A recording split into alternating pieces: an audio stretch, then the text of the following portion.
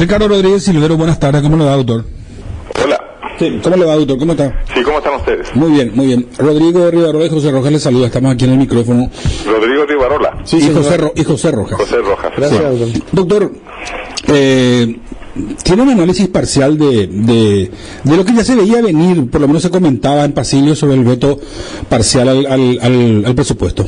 ¿Y cuál es la decisión que tomaron? Porque en las dos últimas horas no estuve conectado. Sí, el presidente de la República terminó firmando el veto del Poder Ejecutivo, la ley 8.325, que ya incluso se remitió a la Comisión Permanente del Parlamento, donde cuestiona salarios de ANDE, Industria Nacional del Cemento, docentes, médicos, casi todos los incrementos salariales que se decidió en el Parlamento durante el tratamiento del presupuesto. ¿Es un veto total o parcial? Parcial, doctor. Bueno, genial. Yo quería decir, ¿estamos al aire ya o no? Sí, estamos al aire. Bueno, que yo fui partidario de que tomara esa decisión el Poder Ejecutivo porque también el presupuesto que fue aprobado como sanción ficta por el Senado está excedido en la posibilidad real de poder financiar una gran parte de los aumentos que ellos otorgaron, y por otro lado se trata de vetar esa parte del presupuesto que va en contra de la ley de responsabilidad fiscal. Es decir, todo lo que vaya a perforar la ley o a lesionar la ley hay que vetar. O sea que me alegro que el Poder Ejecutivo haya tomado esa decisión. ¿Usted puede hacer un análisis político también de esto? Porque estamos en temporada alta de elecciones. Y me parece muy bien que el Poder Ejecutivo, comandado por Horacio Cartes y por su ministra Lea Jiménez, con la ayuda de Humberto Colmán, que me parece muy bien que ellos, a pesar de la contienda electoral, tomen una decisión impopular para los que quieren autoadjudicarse aumentos no tolerables de remuneraciones. Es decir, a mí me parece muy valiente la actitud del Poder Ejecutivo y los felicito por haber tomado esa decisión.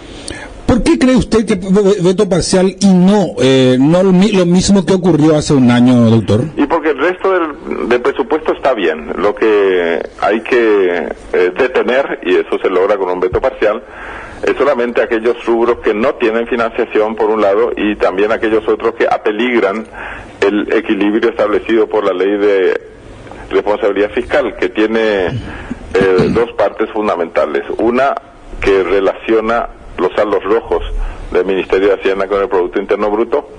Como vamos a tener un Producto Interno Bruto este año de 29.000 millones de dólares, y la ley dice que el saldo rojo puede llegar como mucho al 1,5% del producto, eso significa, haciendo cálculo rápido, más o menos 440 millones de dólares de faltante fiscal es tolerable por esa ley. Wow. O sea, más no. Por eso, todos aquellos gastos corrientes, incluyendo autoasignaciones de remuneraciones siderales, que pongan en peligro ese porcentaje del 1,5%, que no puede ser superior a ese porcentaje, entonces me parece bien que se vete. Pero aparte de eso, hay también aumentos de gastos corrientes que la ley de responsabilidad fiscal incluso pone una fórmula para tolerar. Dice la inflación más 4.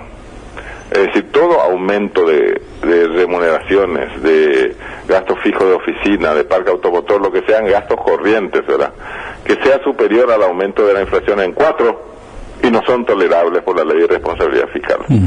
Así que está muy bien la actitud del Poder Ejecutivo, porque sale en defensa de la consolidación de esa ley. Eso va a proyectar una imagen sólida del país hacia las calificadoras internacionales de riesgo, y entonces las posibilidades de que podamos llegar más pronto que tarde al grado de inversión por esas calificadoras internacionales de riesgo son realmente buenas con este veto parcial del Poder Ejecutivo. Esa era mi siguiente consulta, doctor, pero antes que eso, digo, cuando dice el Poder Ejecutivo que esta es la única herramienta que tiene para poder cumplir con el plan de gastos del próximo año, y si lo traslado a ese comentario que usted menciona de inflación más 4, en los hechos, en los papeles, ¿qué significa eso?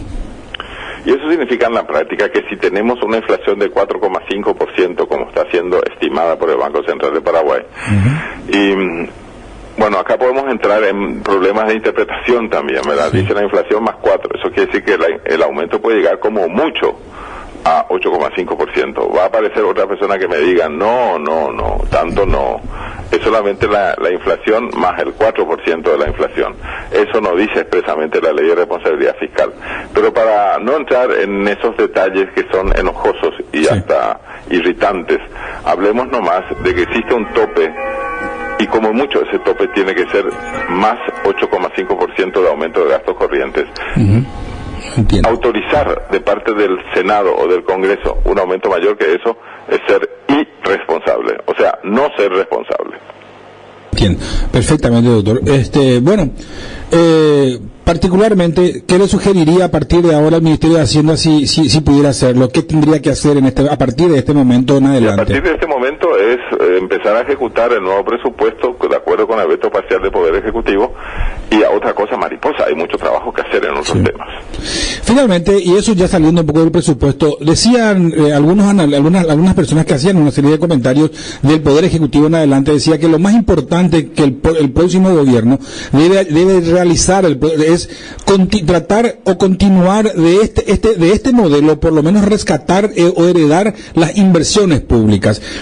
Eso puede ser factible cuando hubo mucha crítica de este mismo sector contra el modelo que implementa Cartes. Yo creo que lo que hay que hacer es realmente ver la forma de recaudar mejor sin aumentar ni crear impuestos. O sea, vamos a trabajar con los impuestos que tenemos. Y hay impuestos que tienen tasas movibles, es decir, por ejemplo, el impuesto selectivo al consumo sobre el tabaco. Dice la ley expresamente que el Poder Ejecutivo puede llevar hasta el 20% de eso sin recurrir al Parlamento.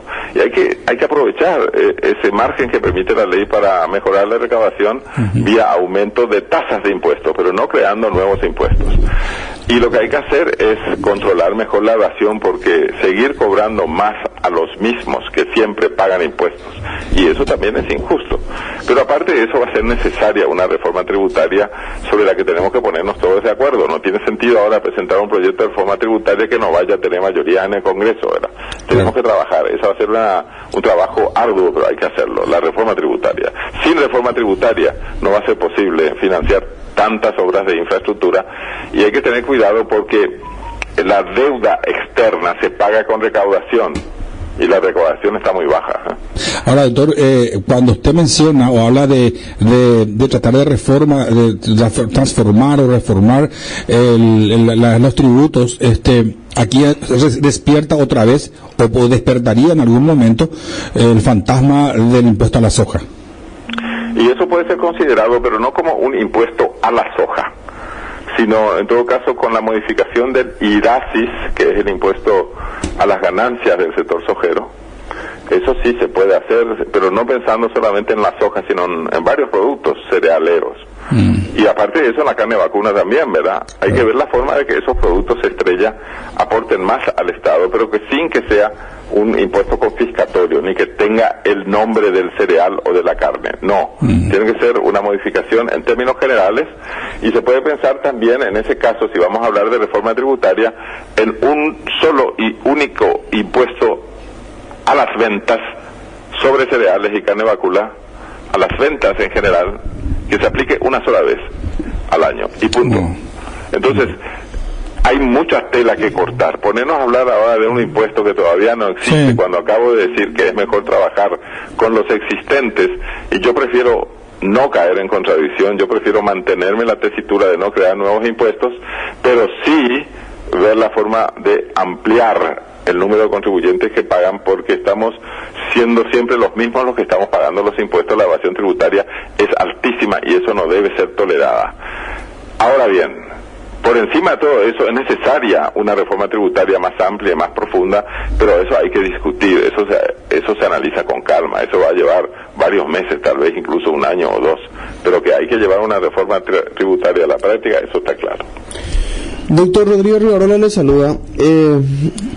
El asunto con el presupuesto general de la Nación es que es muy controversial desde todo punto de vista. Escucharle a ustedes, los técnicos, hablar de esta manera, para mí me parece fabuloso. El asunto, repito nuevamente, es que que dentro de esas controversias se encuentra, por ejemplo, el incremento al salario de los docentes, los trabajadores, los médicos y otros seguramente. Digo solamente porque no tengo la certeza.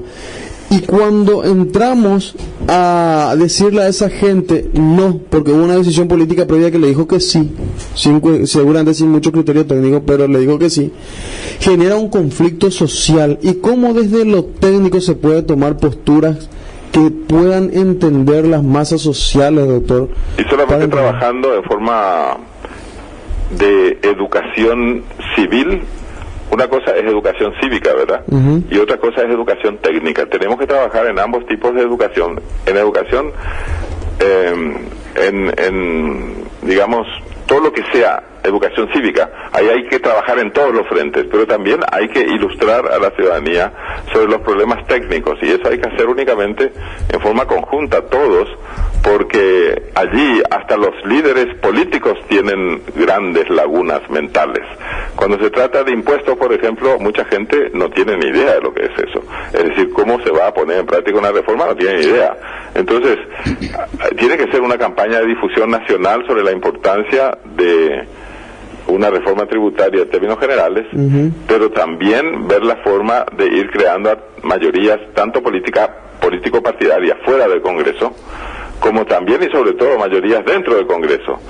Sin mayorías en Estado de Derecho no hay reforma que se pueda llevar a la práctica. Eso. Doctor Rodríguez Silvero, muchas gracias por su tiempo. Ha sido un gusto. Hasta luego. Ricardo Rodríguez Silvero es analista, es tributarista.